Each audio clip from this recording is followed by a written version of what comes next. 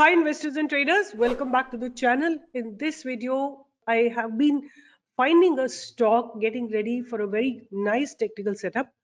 And this stock is actually into the business of import and distribution of LPG, liquid petroleum gas, and storage and terminaling facility for LPG and chemical products. Means एक बहुत निश segment में ये company active है। LPG को import करती है और उसको डिस्ट्रीब्यूट करती है और इस कंपनी की मार्केट कैप है कुछ अबाउट 13,000 करोड़। पी कुछ अबाउट 30 रुपए के आसपास है। ROC 17%, ROE is also about 17%। और let me just talk about this stock little bit more. बात करते हैं तो इनके स्टॉक्स की बात करते हैं कि what are exactly they doing. They are leading logistic players. This company is basically India's leading gas, oil and chemical logistics company. It operates a network of bulk liquid handling terminal, LPG terminals, filling plants, pipelines, and LPG gas stations to deliver products and services. This particular company is having basically liquid logistics, which forms about 33% of the company. Then they have LPG segment where they have a stake of about 67%. They have a LPG sourcing joint venture with Itochu, which is a Japanese company, and they are into LPG retailing, right? So this is how this company is having different joint ventures, and the company is expected to give good quarter. Company has been maintaining a healthy dividend payout of 38%. But there are some cons as well. The company has delivered a poor sales growth. Company has low return on equity.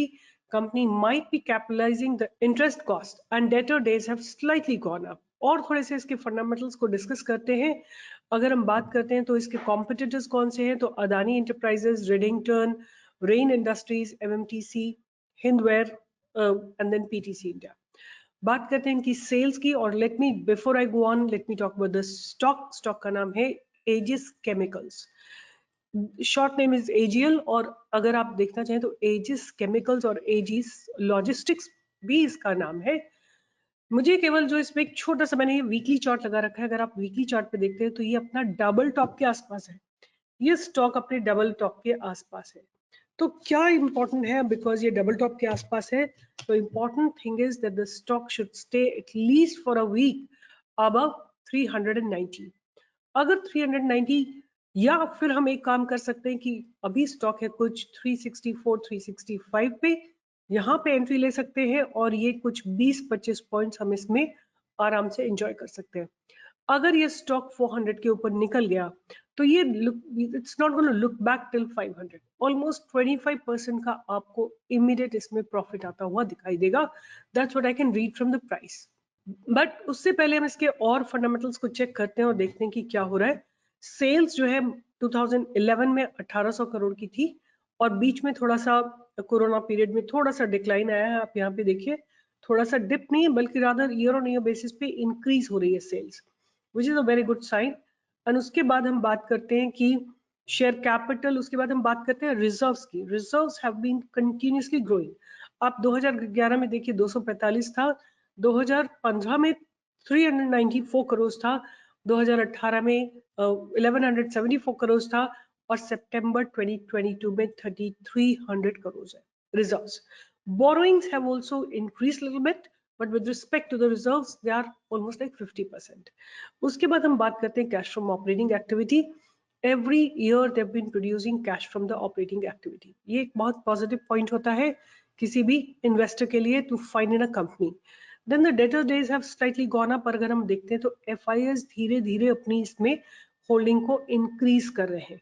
पहले 15 था, फिर 15.11, then 15.46, now it is 16.4. So there has been a continuous increase in the price. Now let's come back to the chart. Chart is very clearly visible. आपको 390 के ऊपर bye करना है और अगर आपको अर्ली प्रॉफिट लेना है, छोटा सा प्रॉफिट लेना है, तो आप 365 367 के ऊपर लेके और 390 तक का एक टारगेट लगा सकते हैं। बट अगर ये 400 के ऊपर रुक जाता है, because staying above 400 for a few days is very important. if the stock stays above 400 for about a few days, then you will see a target of 500. अगर हमको स्टॉप लॉस इसमें देखना है तो स्टॉप लॉस हमारा बहुत थोड़ा सा रहेगा। अगर हम मार्केट में बैठे हैं तो ऐसा तो है नहीं कि कभी कोई मार्केट आपके अगेंस्ट नहीं जाएगा। अगर ये स्टॉक 352 पे जाता है तो आप इसको एग्जिट कर लीजिए, या आप वेट करना चाहें और कुछ लोअर लेवल पे 330 या 340 पे आप चाहें तो और ऐड कर सकते हैं। Okay, let me modify my strategy. अगर आप बाय करना चाहें तो आप 365 पे बाय कर सकते हैं for a target of 390। But suppose ये स्टॉक नीचे चला जाता है, कुछ अबाउट 330 तक चला जाता है, आप थोड़ी क्वांटिटी और ऐड कर सकते हैं। और अगर ये 300 के नीचे चला जाता है तो आप एग्जिट कर सकते हैं। अगर ये 400 के ऊपर रुकता है तो आप थोड़ी और क्वांटिटी ऐड कर सकते हैं और ये 500 तक इसको होल्ड कर सकते हैं। तो let me repeat it again, हमारी एंट्री रहेगी करेंटली एट 365। अगर ये 330 तक जाता है आप और क्वांटिटी ऐड कर सकते हैं, या 400 के ऊपर जाके रुकता है थोड़े समय के लिए, आप और क्वांटिटी ऐड कर सकते हैं। अगर 300 के नीचे चला जाता है तो एग्जिट कर लीजिए। 400 के ऊपर रखता है तो 500 का टारगेट आपको जरूर आता हुआ दिखाई देगा।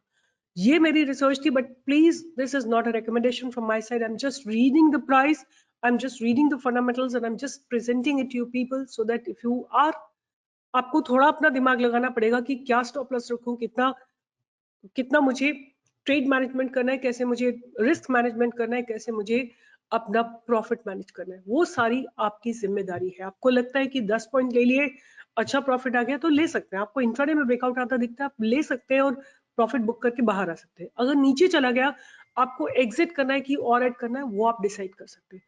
फंडामेंटली स्टॉक अच्छा लगता है एक बहुत निश सेगमेंट में जहाँ पे बहुत क्राउडेड नहीं है, और there is a possibility that जितने भी एलपीजी लाइक आईजीएल है और एमजीएल है, इन सब में एक ब्रेकआउट आता हुआ दिखाई दे, और उसके साथ साथ एजीएल में भी आपको एक ब्रेकआउट आता हुआ दिख सकता है। So this is my research of today, that Aegis Logistics looks good to buy above 365. Add more if it goes down to 330. Exit completely if it goes below 300. Add more अगर ऊपर की तरफ चलने लगता है। अगर सपोज आपने 365 पे कुछ लिया है, या तो आप 390 पे एग्जिट कर दीजिए, या वेट करिए 400 पे अगर ये आके रुकता है, वहां पे अगर रुका और कंसोलिडेट किया तो आपको 500 का टारगेट जरूर मिलेगा। With this, I'll be signing off. Take care. All the best. Your trade is your responsibility.